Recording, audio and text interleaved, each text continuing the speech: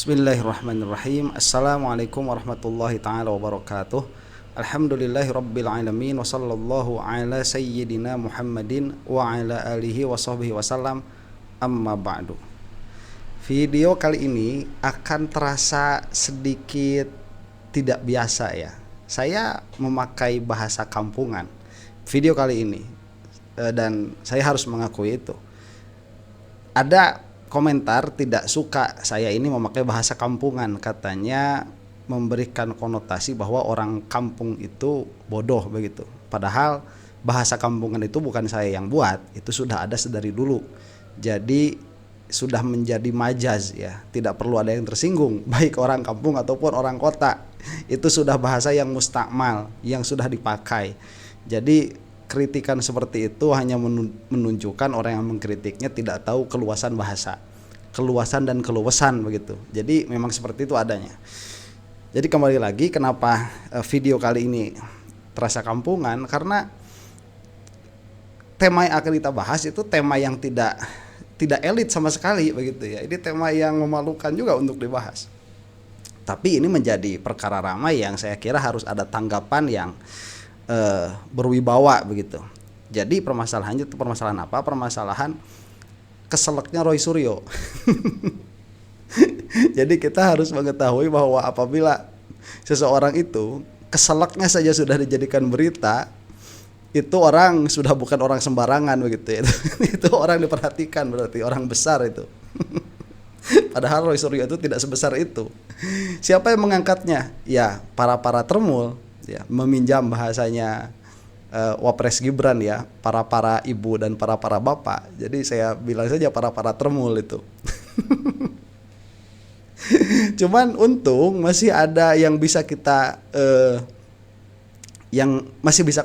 kita komentari begitu, yaitu bagaimana para termul ini di dalam menghadapi keselaknya Roy Suryo dengan nanti ada tuh Dokter Tifa di dalam mengomentari botaknya Jokowi.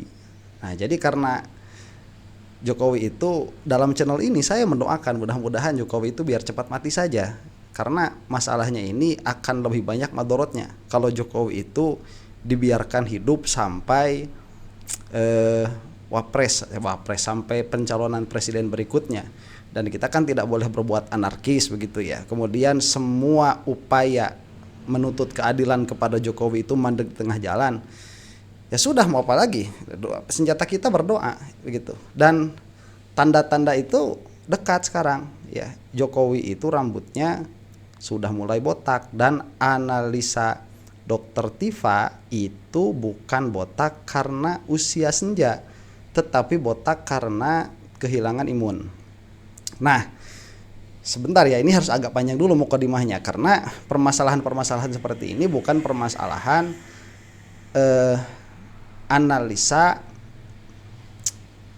analisa substantif yang ada permasalahan substansialnya.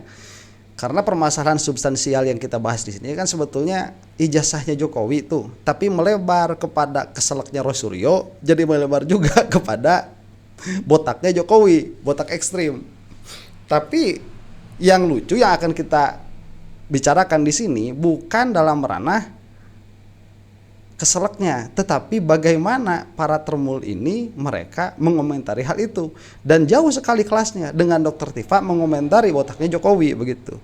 Nah, permasalahan seperti ini juga pernah terjadi di dalam isu begal nasab, yang mana saat itu banyak sekali, atau beberapa, nggak banyak begitu ya, beberapa kiai yang membela Ba'alwi itu wafat di hadapan umum.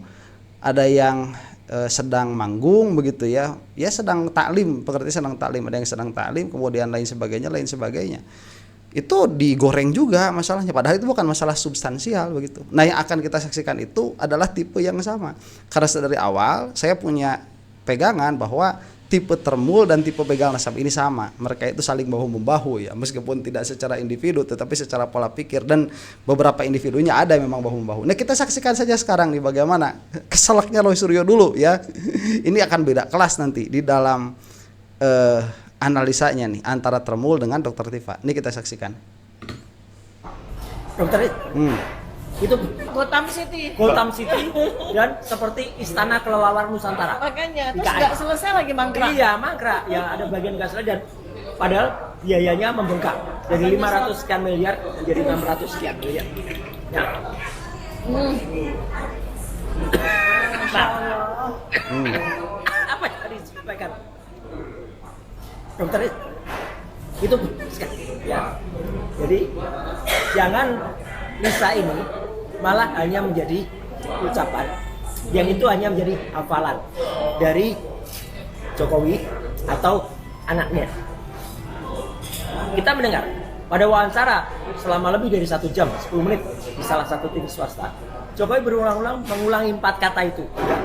AI, coding, algoritma, machine learning. Ini konyol sekali. Dia hanya bingung tanpa tahu maknanya.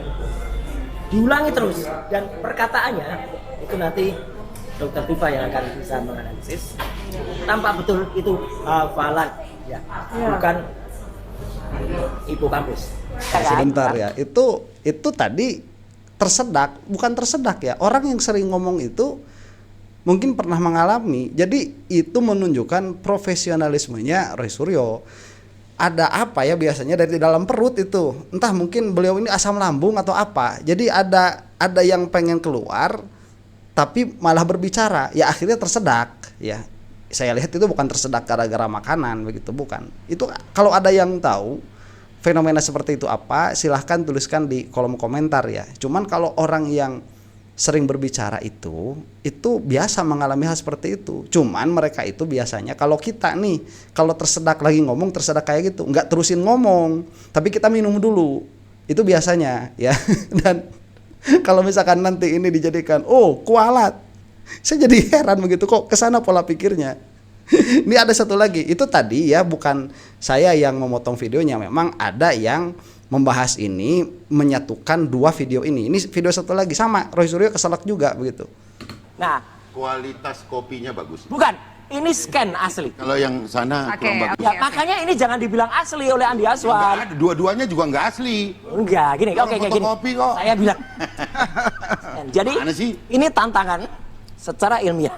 Kalau memang Mas, minum dulu nanti keselak. Nanti gantian dulu. Nah, Oke, Pak Monatua silakan. Loh ini Nah kalau minum dulu kan biasa ya. Nah ini nanti orangnya yang bakal ngomong komentari keselaknya siapa, Roy Suryo begitu. Ya bukan keselak ya. Kalau tersedak itu kan biasanya ada sesuatu yang masuk ya.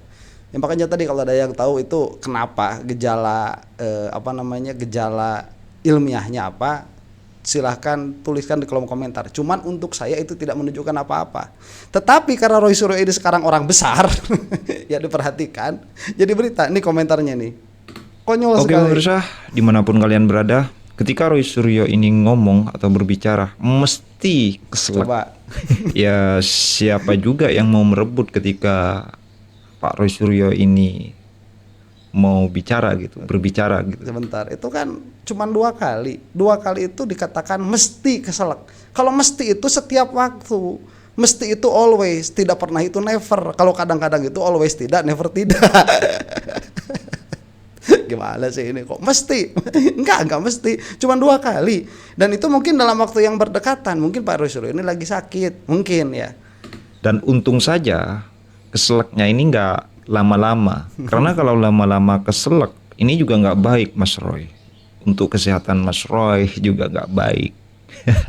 Dan juga untung saja ini masih keselak, nggak langsung muncrat ke mulut ya.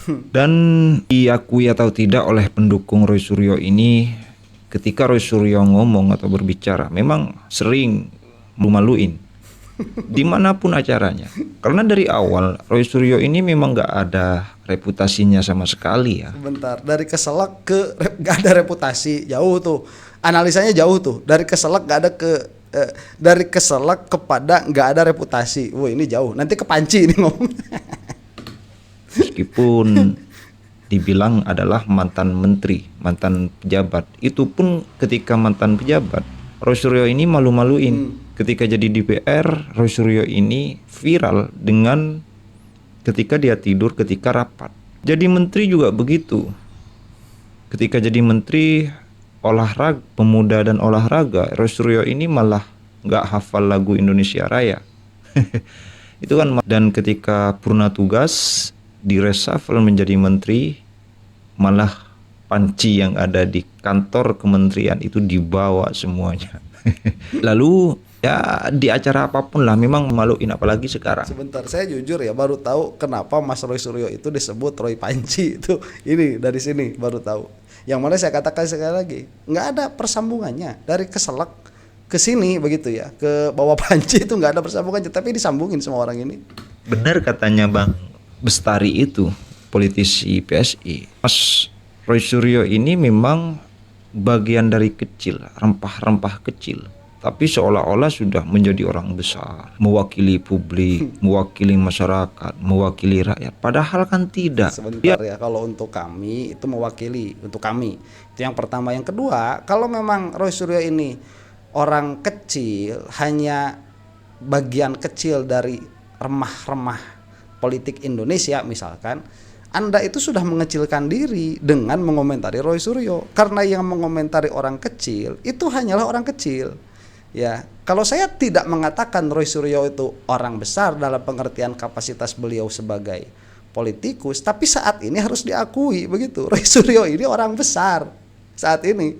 Sampai selesai ijazahnya Jokowi, selesai, nggak tahu Roy Suryo itu bakal membahas apa begitu, saya nggak tahu. Cuman permasalahannya tadi, substansi permasalahan yang dikeluarkan oleh Roy Suryo itu ada, dan itu sangat dititik beratkan, karena permasalahan itu harus dilihat dari masalahnya, ya bukan seperti ini malah menyerang pribadinya.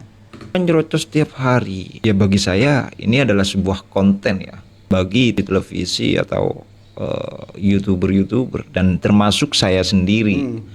Lucu kedengarannya ketika Roy Suryo ini berbicara, apalagi sampai keselak dan batuk seperti tadi itu.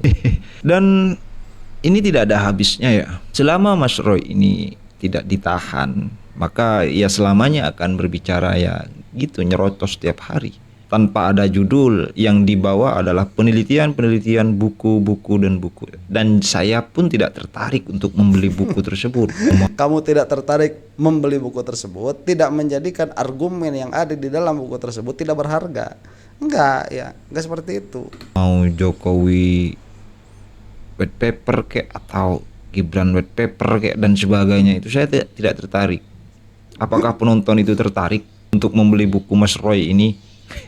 Ya, saya juga tidak tertarik untuk membeli. Cuman waktu dikasih dan saya baca sedikit-sedikit itu argumennya valid, sebagaimana dikatakan oleh Pak Ridho Romdoni itu, ya valid argumennya. Makanya jangan berpikiran sempit seperti itu. Lah kamu itu mau mengomentari perkara yang kamu sendiri tidak tahu lah gimana, ya. Harus tahu dulu permasalahannya. Ya ini begini Termul itu, tidak mau mendengarkan argumen lawan, pada akhirnya hanya mau mempercayai apa yang dari awal ingin mereka percayai begitu. Sepertinya Roy Suryo ini memang keselak ya, punya penyakit keselak yang tidak ada obatnya, karena obatnya itu hanya berhenti berbicara, berhenti memfitnah orang. Itu saja sih obatnya Mas Roy Suryo ini, untuk berhenti keselak. Ya. 2 kali minum dan kesananya udah nggak keselak lagi, ya. Itu sekarang lagi sakit mungkin beliau itu, ya memaksakan diri untuk berbicara memang. Tapi substansi permasalahannya ada, dan ya sekali lagi saya katakan itu masalahnya ada. Itu saja mungkin. Jangan lupa untuk penonton yang baru di subscribe, tulis komentar kalian terkait Roy Suryo dan like video ini. Terima kasih. Salam waras. Salam waras, lo kok nggak waras? Kalau waras itu pelajari dulu argumen lawan tuh, bukan hanya mengatakan tidak tertarik ya. Nah ini Dokter Tifa nih sebentar yang memperlihatkan botaknya Jokowi. Kita akan melihat berbeda sekali tanggapan dari Dokter Tifa dengan tanggapan tadi Termul tadi. Nggak tahu siapa namanya yang Termul tadi itu. Cuman ini berbeda nih ya. Assalamualaikum warahmatullahi wabarakatuh. Waalaikumsalam warahmatullahi taala wabarakatuh. Saya nggak tahu kenapa nadanya harus seperti itu, Bung Refli ya. Saya tidak melihat ada mahdzur di situ, cuman lebih bagus tidak seperti itu nadanya ya. Kita lanjutkan dulu. Kawan-kawan semua di channel-channel yang menyiarkan ini ya, ini adalah acara atau rubrik positif dari Dr. Tifa. Positif itu artinya adalah pojok Sains Tifa. Jadi disingkat positif. Sekali lagi, pojok Sains Tifa, positif. Nah, apa yang mau kita bahas? Rupanya pagi tadi masyarakat, beberapa di antara kita dikejutkan dengan penampilan fisik mantan Presiden Joko Widodo yang botak, habis rambutnya. Dan ini makin menguatkan, mengonfirmasi bahwa ada apa-apa dengan kesehatan Jokowi, karena salah satu indikator kalau orang bermasalah itu biasanya rambutnya rontok, apalagi rontoknya rontok penuh. Nah, ini kita punya narasumber yang tentu bisa sangat otoritatif, ya, seorang epidemiolog dan juga neuroscientist, Dr. Tifa atau Tifauza Tiasuma. Dok, sebentar ya. Nah, ini saya mau kasih gambaran besar dulu, karena videonya ini panjang dan saya rasa video ini tidak akan bisa mengcover semua yang dibicarakan oleh Dr. Tifa. Cuman secara umum yang dibicarakan oleh Dr. Tifa itu, Jokowi bisa seperti ini karena keadaan jiwa yang gelisah. Itu intinya, ya. Kegelisahannya itu nanti banyak kesananya macam-macam tuh, implikasinya itu dari diagnosa yang dikeluarkan oleh Dr. Tifa. Jadi nggak ada urusannya dengan kualat, nggak ada urusannya dengan kualat, nggak ada urusannya dengan apa. Ini melihat dari segi kesehatannya Jokowi. Nanti ada Dr. Tifa itu menyinggung sedikit-sedikit ini adalah teguran dari Allah Subhanahu wa taala dan lain sebagainya. Dan saya rasa kalau itu bukan hanya untuk Jokowi begitu ya seharusnya, tetapi memang untuk hampir semua orang yang sudah sepuh. Yang sudah sepuh itu sebaiknya lebih banyak menghindari urusan-urusannya dengan makhluk. Meskipun ya nasihat yang sama juga bukan hanya kepada yang sepuh begitu ya, kepada orang-orang muda pun, karena kita nggak tahu mati itu kapan. Pada orang-orang muda pun demikian, jangan terlalu banyak ambisi, kemudian lebih bagus menghindarkan diri dari makhluk dan sebagainya. Terlepas nanti setiap individu dia itu punya pertimbangan sendiri mau dipakai di mana umurnya begitu. Cuman akan kita lihat beda sekali analisa yang dipaparkan oleh Dr. Tifa ini dengan tadi omong-omongan yang tadi begitu. Gak ada intinya, cuman mau ngejek aja kalau yang tadi itu ya. Ini kita terusin dulu, jangan kemana-mana ya. Ramaikan kolom komentar silahkan supaya lebih hidup ya perbincangan kita. Insya Allah saya baca kok, cuman kadang-kadang tidak terbalas ya. Kita lanjutkan dulu. Mana dok melihat fenomena yang baru kita lihat pagi ini mengenai penampilan terakhir mantan Presiden Joko Widodo atau Jokowi? Silakan dok dikomentari. Ya. Bismillahirrahmanirrahim. Assalamualaikum warahmatullahi wabarakatuh. Waalaikumsalam Ya, warahmatullahi saya wabarakatuh. disclaimer dulu. Jadi untuk mastering saya itu pada bidang imunologi, imunologi. Jadi memang saya juga punya kapasitas ya untuk melakukan telaah atau kajian terkait dengan apa yang kita semua lihat dari kondisi fisik dari mantan Presiden ke-7 Pak Joko Widodo ya. Kerontokan rambut yang sangat masif, agresif dan progresif selama kurang lebih 6-7 bulan ini ya. Itu masif, agresif dan progresif. Wah, itu bahasanya ya. dalam bahasa medis namanya alopecia areata. Itu kebotakan rambut yang terjadi bukan karena situasi alamiah, misalnya seperti ketuaan dan sebagainya atau malnutrisi, tetapi karena memang ini adalah salah satu dari tanda dan gejala autoimun ya. Jadi kalau kita bisa Sebentar ya, itu tadi kalau malnutrisi nggak bakalan lah ya Pak Presiden masa malnutrisi, uangnya kan banyak. Bukan Pak Presiden, mantan Presiden. Nggak bakalan malnutrisi itu. sampaikan dengan bahasa yang sedikit filosofis gitu ya. Jadi tanda dan gejala pada penyakit autoimun termasuk di antaranya adalah alopecia areata itu adalah seperti tubuh ini berteriak gitu. Sistem imun tubuh itu berteriak ya, berteriak dalam kesunyian. Ingin ku teriak gitu ya, ada lagunya ya. Karena sistem imun tubuh sedang menyerang, sedang berperang dengan dirinya sendiri. Nah, padahal sistem imun itu kan seharusnya menjadi penjaga tubuh kan. Ada dari ujung kepala sampai ujung kaki. Yang tugasnya sebetulnya adalah menjaga tubuh dari serangan dari luar, bukan kemudian jadi menyerang tubuh sendiri. Tetapi pada keadaan yang kita lihat selama 6 bulan ini, seakan-akan sel T, sitotoksik, ya, sitokain dan sebagainya, berbagai macam agen imunologi itu berperan menjadi algojo gitu loh. Algojo kepada dirinya sendiri. Jadi struktur biologi tubuh yang selama ini harusnya dilindungi sebagai sebuah imun privilege, ya, imun privilege site, itu malah akhirnya kemudian menggunakan tubuh ini sebagai bahan untuk dia serang. Dan perlindungan itu kemudian jadi runtuh. Tanda dan gejala yang seharusnya itu berkaitan secara alamiah, misalnya dengan ketuaan, aging, atau dengan defisit hormon atau malnutrisi, kekurangan gizi atau zat-zat nutrisi tertentu yang mengakibatkan kebotakan, ini enggak. Ini terjadi karena brutalitas dari peperangan sistem imun sendiri dan yang tidak terarah. Nah, jadi sekali lagi, alopecia areata yang terjadi atau kebotakan yang terjadi secara benar-benar agresif itu harus dibaca sebagai tanda autoimun yang berat dan agresif, bukan sekedar keluhan kosmetik belaka. Dan jadi pengertiannya mungkin bukan hanya keluhan rontok rambut, tetapi harus didiagnosa dari mana sumbernya itu, dan diagnosanya Dokter Tifa dari imun tubuh yang tidak berfungsi sebagaimana mestinya, malah menyerang diri sendiri begitu ya.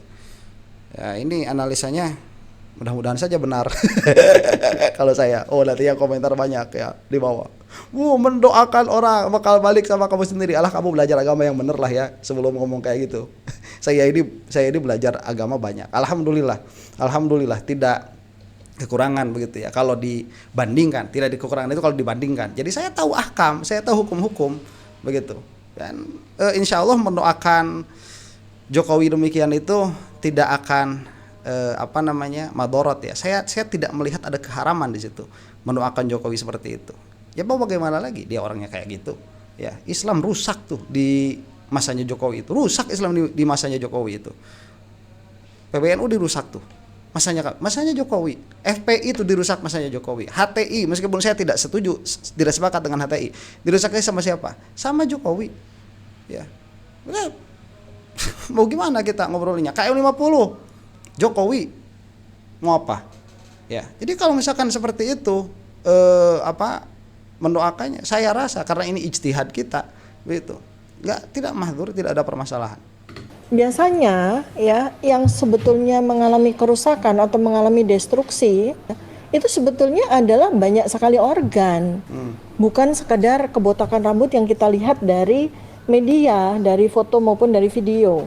Ya, jadi apa saja yang kemudian gejala-gejala atau berbagai macam penyakit yang muncul kemudian, ya, misalnya serangan yang terjadi pada hormon tiroid, ya, tiroiditis autoimun namanya.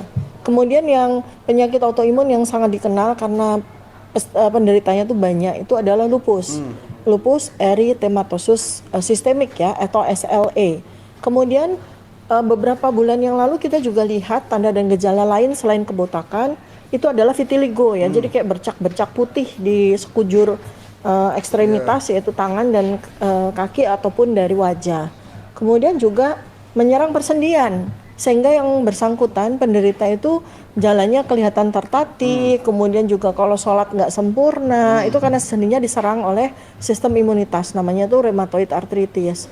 Kemudian juga bisa tiba-tiba terjadi diabetes mellitus, karena sistem imun yang berperang melawan dirinya sendiri itu bisa merusak liver, bisa merusak pankreas, dan bisa merusak sistem metabolik sendiri. Nauzubillahi min dzalik ya. Mudah-mudahan kita semua dijauhkan dari sumber-sumber penyakit yang disebutkan oleh Dokter Tifa ini.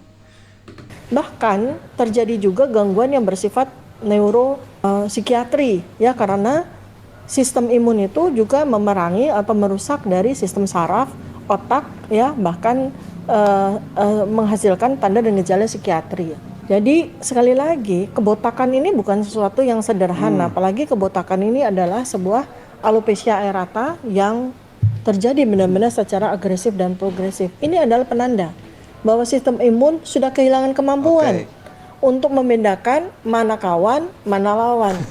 Dalam situasi yang kita saksikan ya, yang bersangkutan itu kan sebentar. Nah, ini baru mulai nih. Baru mulai Dokter Tifa memakai ilmu apa cenayangnya ya. Yang saya rasa kalau yang dijelaskan ini Anda mau menerima mau tidak silahkan di kolom komentar. Ini baru cocokologinya masuk tuh. Kalau saya sih tidak nggak masuk ke sana kalau saya begitu ya, cocokologinya. Ini cocokologi. Nanti sumbernya stres bukan cocokologi. Ini cocokologi. Ya cuma namanya cocokologi harus cocok. Kalau nggak cocok ya tidak bisa disebut cocokologi begitu. Kita saksikan terus ya. Didekati orang untuk menjadi kawan, tetapi ternyata mereka itu sesungguhnya adalah musuh dalam selimut. Orang-orang termul-termul itu kan orang-orang yang sebetulnya bukan kawan, datang karena ada yang mereka mau begitu ya. Jadi mereka itu sebetulnya adalah secara tidak disadari mereka itu sebetulnya adalah lawan. Karena kita bisa lihat ya, termul yang dipelihara selama 10 tahun ya, buzzer yang dipelihara selama 10 tahun itu kan pada kondisi ketika kemudian mereka kecewa dan sebagainya gitu. Mereka bisa berbalik untuk menghantam yang bersangkutan sendiri. Jadi sebetulnya situasi yang terjadi ya, situasi yang terjadi pada situasi politik maupun hukum itu jangan kita lihat sederhana, itu adalah representasi dari peperangan sistem imun yang terjadi di dalam tubuhnya sendiri. Oke, sebentar. Nah, itu cocokologinya ya. Apakah saya sepakat dengan cocokologinya begini? Dua hal yang disebutkan oleh Dokter Tifa itu dua-duanya benar. Dalam pengertian bahwa tadi ya, benar itu dalam pandangan diagnosa seorang dokter yang memang ahlinya, bahwa Jokowi itu demikian dan demikian ya, rambutnya mulai botak ekstrim, kemudian di dalam kulitnya itu banyak bercak-bercak. Itu menunjukkan kepada sistem autoimun yang sudah tidak bekerja, malah melawan dirinya sendiri. Jadi imunnya sudah tidak tahu mana kawan mana lawan, bahasanya demikian. Itu betul dari diagnosanya Dokter Tifa. Itu satu hal. Kemudian kasihan Jokowi juga dalam permasalahan politiknya, betul kasihan juga karena Jokowi itu pada akhirnya dia tidak tahu mana kawan mana lawan. Dan kalau kita lihat sebetulnya Jokowi itu tidak punya kawan sama sekali, karena yang ada itu adalah kepentingan yang sama. Ya, siapa juga yang mau berkawan sama orang seperti Jokowi? Udah kelihatan dia itu tidak ragu untuk menusuk orang yang sudah membesarkannya. Dari semua orang yang bisa dikhianati, Megawati dikhianati sama Jokowi. Bisa seperti itu. Saya tuh kalau melihat ada orang seperti itu ya, kita berdiri bulu kuduk begitu. Kok ada orang seperti itu? Gak bakalan mau. Itu sudah demikian sikapnya. Ya, kita masih menghormati Ahok sebagai politikus begitu ya, bukan sebagai penganut agama tertentu, enggak. Sebagai politikus, Ahok itu masih profesional. Dia itu bisa memiliki elektabilitas yang tinggi tanpa Megawati bisa. Dipakai nggak tuh? Nggak dipakai tuh. Si siapa ini? Si Jokowi ini lain. Itu berani untuk berani untuk mengkhianati orang yang sudah membesarkannya. Nah, yang mana pada akhirnya orang seperti ini nggak tahu ya, kalau misalkan ada orang-orang yang masih mau dekat secara emosional dengan yang seperti itu. Tapi kalaupun ada orang-orangnya, itu akan kebanyakan karena sama di dalam kepentingan. Dan pada akhirnya apabila seperti itu, pada hakikatnya Jokowi ini tidak mengetahui mana lawan mana kawan. Nah, itu sudah benar berarti. Cuman kalau ini diklopkan begitu ya, ini gara-gara ini, kalau dalam ilmu kalam kita sebut tartib ya, itu hanya tarotub saja, itu hanya memang kebetulan saja seperti itu. Ya, semua hukum adi memang seperti itu kalau kita lihat dari hukum adi. Cuman ini dari segi syariatnya saja, dari segi empirisnya saja, saya kira kita tidak bisa melihat persambungan antara kedua perkara ini. Saya rasa begitu ya. Karena kalau demikian semua orang yang yang kesulitan memiliki teman atau lawan akan begitu penyakitnya. Dan Ahok itu pernah di Gerindra ya kalau tidak salah. Perbincangan lain lah ya. Mudah-mudahan kita semua ada dalam maghfirah Allah Subhanahu wa taala. Wallahu taala alam bisawab. Assalamualaikum warahmatullahi taala wabarakatuh.